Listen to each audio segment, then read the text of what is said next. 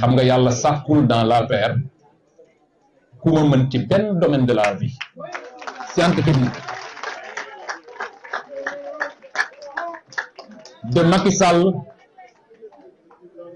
Sall non pas Amadou Sall c'est un non bokk ci à Abdou Mbow peut-être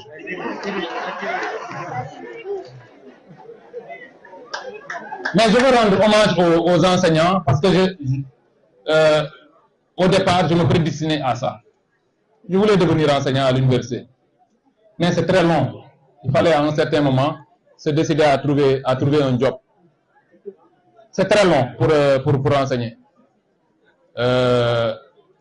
Mais c'est un métier que j'ai aimé et j'ai démarré parce que bi ma nekkee impôt aussi nous arrondissions nos fins de mois en allant enseigner à l'ISM, à ITECOM. Bon, j'ai beaucoup d'étudiants, d'anciens étudiants qui sont là, qui sont dans les banques et autres. Mais c'est un métier assez noble.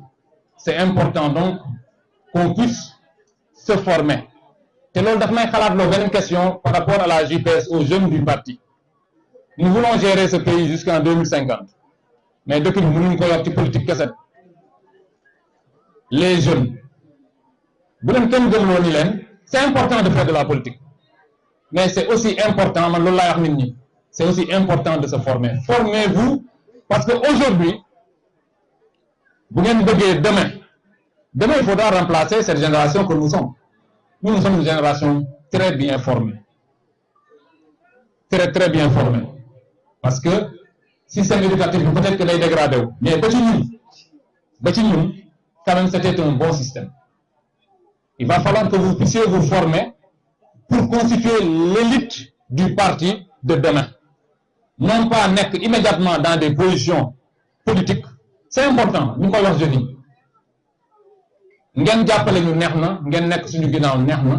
Mais il faut que vous puissiez vous former. Parce que il y a une partie aussi, ils ont leurs jeunes, ils ont géré ce pays pendant 12 ans. Ils ont certainement envoyé leurs jeunes à l'extérieur.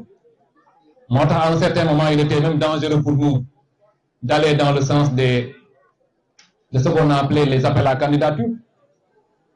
Il y a aussi des jeunes qui sont venus. Il y a des jeunes du Canada qui sont aux États-Unis. Il y a des organisé appel à candidature. Tu sors un jeune là, tu sors un jeune de Rebus, Benen Boy du Canada avec un CV qui tient sur 5 pages, que les mots lay raconter ay waxu Rebus rek la yow nga teg leen sur un pied d'égalité. Non, il faut qu'on forme les gens, c'est vrai, nous voulons la rupture, mais parfois il faut se confronter à la réalité. Donc le référentiel, au cœur de ce référentiel, il y a l'éducation. Il faudrait que nous que l'éducation au Sénégal puisse correspondre à l'économie. Nous formons les gens nous parce qu'aujourd'hui au Sénégal, les littéraires. Tout le monde est littéraire. Il faudrait que, je ne sais pas si le mot existe, doyen, scientifiser.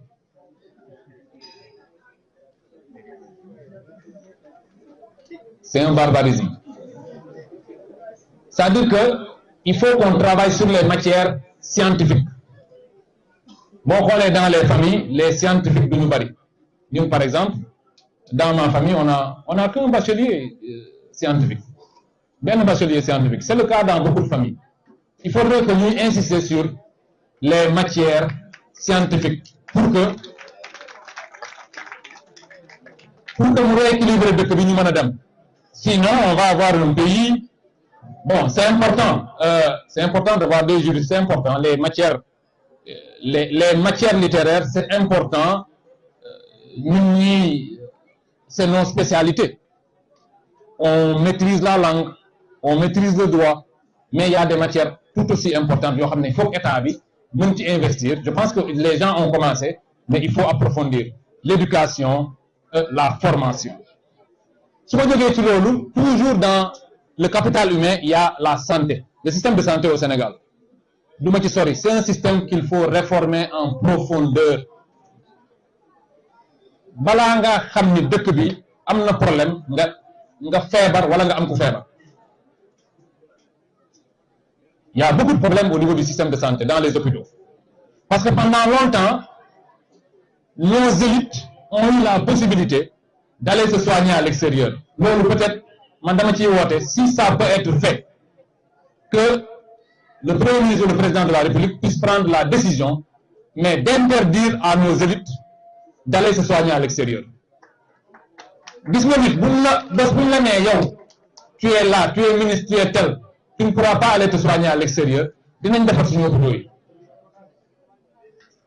parce que un peuple qui se développe c'est d'abord un peuple qui est en bonne santé dëkk boo xam ne nii dañuy feebar à partir de 45 ans nga mel ne ko am 60 ans c'est un problème la bataille du développement ne peut se gagner qu'avec des gens qui sont en bonne santé moo tax la santé doit être au cœur de ce que nous faisons la vision 2050 santé bi daf cee taxaw benn place boo xam ne bu am solo si nous ne sommes pas en bonne santé c'est même pas la peine de parler de développement duñ dem fenn c'est-à-dire que bon ki war a liggéey pour développer mais il va travailler une demi-journée wala nga am quelqu'un qui est très bon mu war a dund 60 ans mais bon voilà parce que tu as un mauvais système la personne décède avant son heure tubaab bi ils ont réussi ce pari-là de pousser l'âge de l'espérance de vie dañ ko pousse ba mu sori bien que chez eux les gens veulent partir en retraite très tôt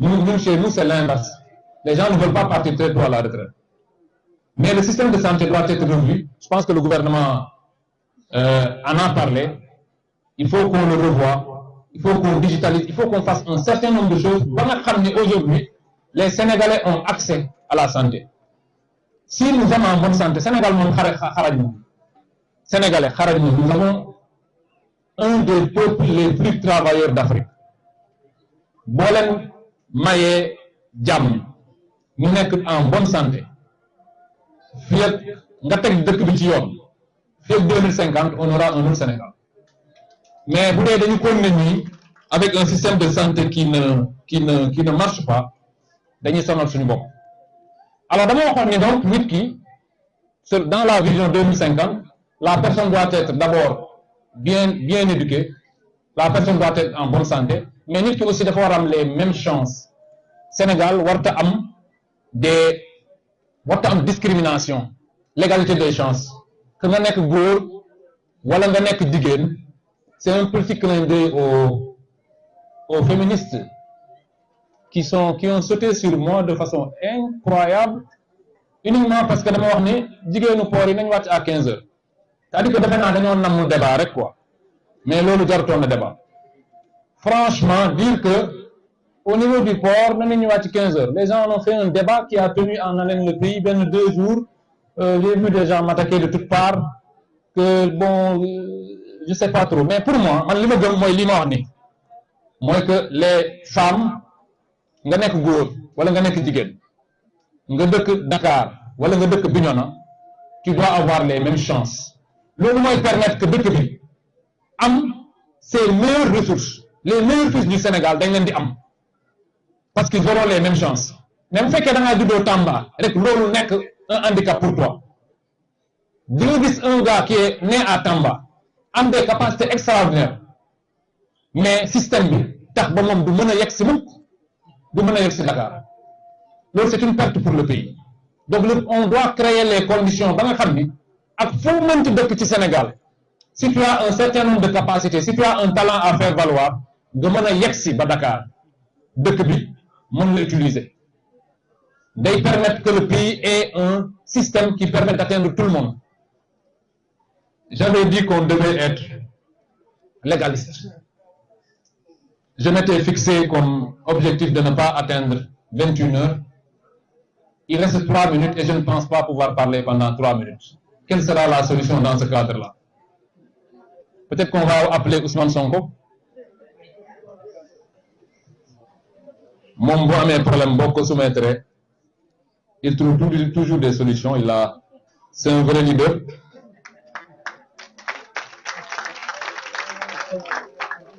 Alors, dama ci yokk rek une dernière question qui peut-être touche un peu à mon métier, parce que dans l'axe capital humain, on a aussi le foncier.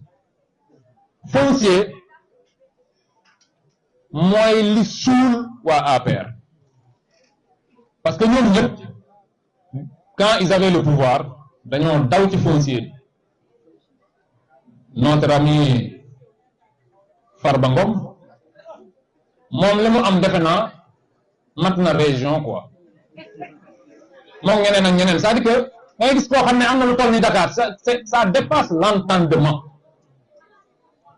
Moo tax dans le projet bu ngeen seetloo les premières sorties du président Diomaye ça a été bi mu demee à Thiès Mbour 3 nga gis nit koo xam ne yow ci sa bopp yow kese nga am dëkk,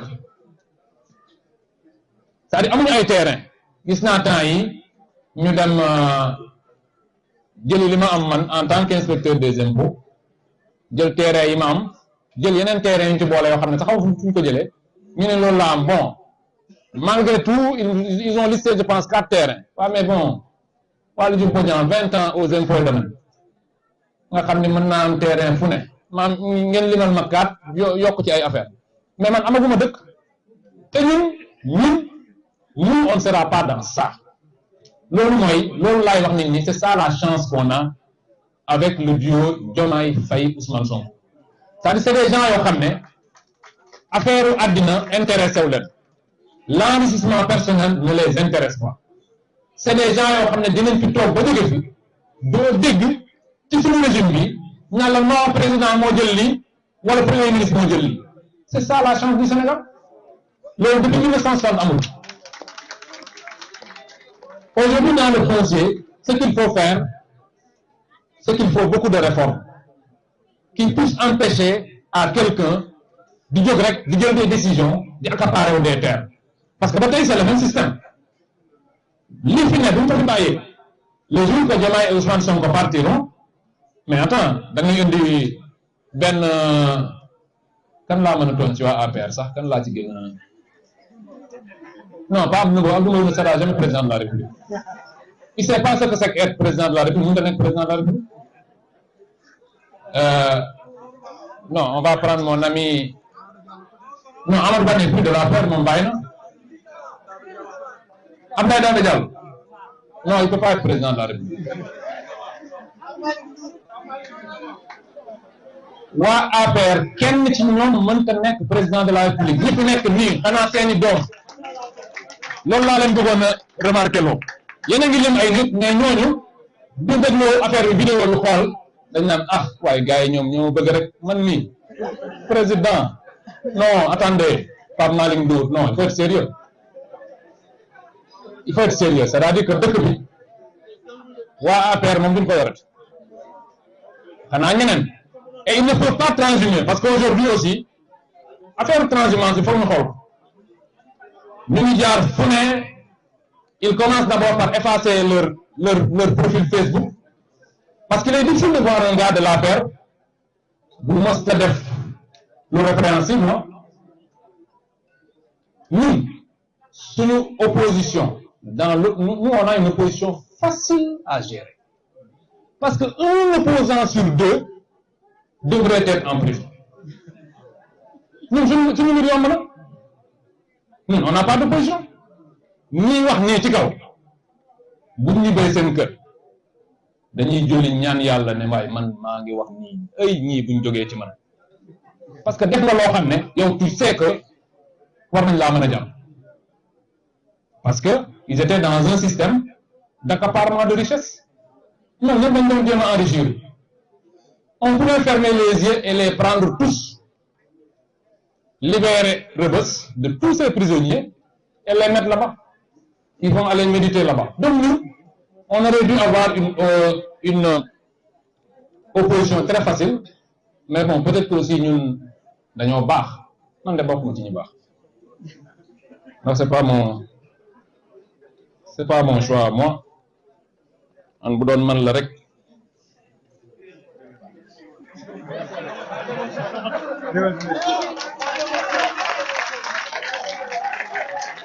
phrase boobu ma ko terminé man bu doon man la rek yéen ñëpp xam ngeen li ci taw man bu doon man la rek 3 points suspension après ma ko ne kon wax ji jeex na.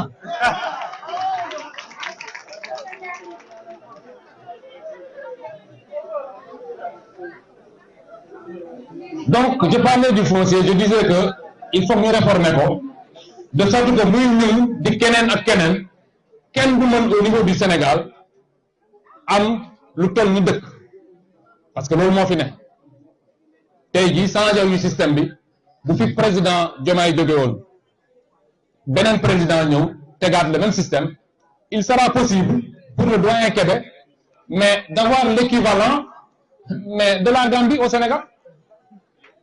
C'est-à-dire que ces gens-là man defe naa yàlla da leen na doon dañoo ils avaient fini par devenir fous parce que nga denc autant de terre et puis amuloo tu as l'outrecuidance d'aller prendre les terres du Sénégal après ñoo présenter ko comme caution yam nit weesul loolu je te vole nga yow bopp di ma ne la léegi li ma la sàcc noonu kaay ma jox la ci une partie nga bàyyi ma c'est ça l'image et c'est ça le questionnement qu'ils ont essayé de faire. J'ai parlé dans un de mes posts de may wax ni on t'accuse d'alcoolodépendance nga dem xëcc ay keesu bière pour ta défense. C'est pour dire tout simplement que ces gens en étaient arrivés à un stade boo xam ne kenn xamul li ñu doon def ci dëkk bi. Alors j'ai suffisamment parlé, j'espère avoir donné un cachet suffisamment politique à la rencontre pour ngeen dellu si xam ni nous parlons de référentiel 2050 li ñu fa yóbbu mooy il faut que nous restions très politiques. Man de je suis resté politique, je suis resté combattant. dooma tàllal micro te attaqué wu ma ñi nga xam ne jàpp naa ni ñii il faut qu'on les attaque, il faut qu'on leur marche dessus, il faut qu'on parle de notre projet. Parce que nous, nous avons mis en place le meilleur système pour ce pays. Avec le meilleur président qu'il soit, le meilleur premier ministre qu'il soit. Xam nga boo amee Diomaye Faye am Sonko li ki des lenn la mooy ñun ñii que nous puissions accompagner le projet. Lu baax ci projet bi nañu ko wax parce que li ñu liggéey ñoom ils sont dans la manipulation, ils ont plus d'argent que nous, ils ont plus d'argent mais nous on a le pouvoir. Te nag ñaar yi mënta tourner ñoom ñu yor xaalis ñun ñu yor pouvoir bi faaw mu am ku ñàkk li nga yor. C'est une logique de vie. Des gens qui ont pris l'argent public, ba pare toog fi yor ko, ñun ñu yor le pouvoir. Ou on leur prend leur argent, ou ils nous prennent le pouvoir. C'est à nous de choisir. Pour la télé. Merci.